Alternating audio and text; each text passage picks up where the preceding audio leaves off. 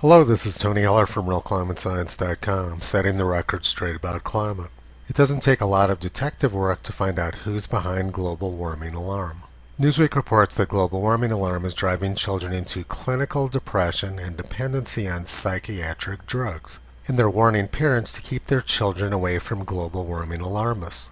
But this is very difficult to do because the children are being immersed in global warming alarmism by their school teachers. And their school teachers are being trained to frighten children by the United Nations.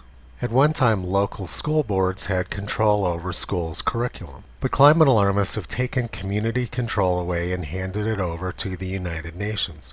Meanwhile, the founder of the Extinction Rebellion is calling for rationing and the confiscation of private property, which also just happens to be the Communist Party platform.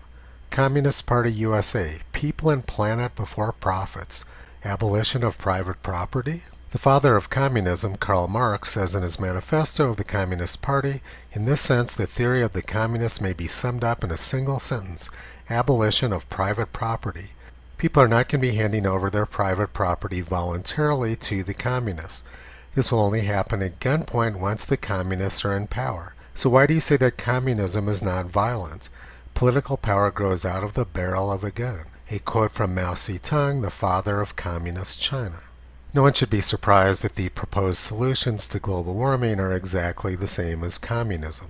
There's nothing new about this. In 1988, The Guardian and the Canberra Times were advocating one world government to stop the greenhouse effect.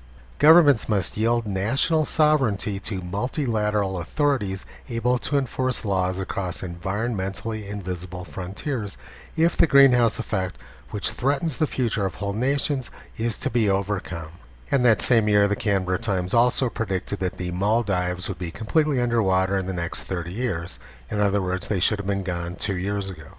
And 1 year later, a senior environmental official at the United Nations, Noel Brown, said entire nations could be wiped off the face of the earth by rising sea levels if global warming is not reversed by the year 2000. Coastal flooding and crop failures would create an exodus of eco-refugees, threatening political chaos, said Brown, director of the New York office of the UN Environment Program. He said governments have a 10-year window of opportunity to solve the greenhouse effect before it goes beyond human control.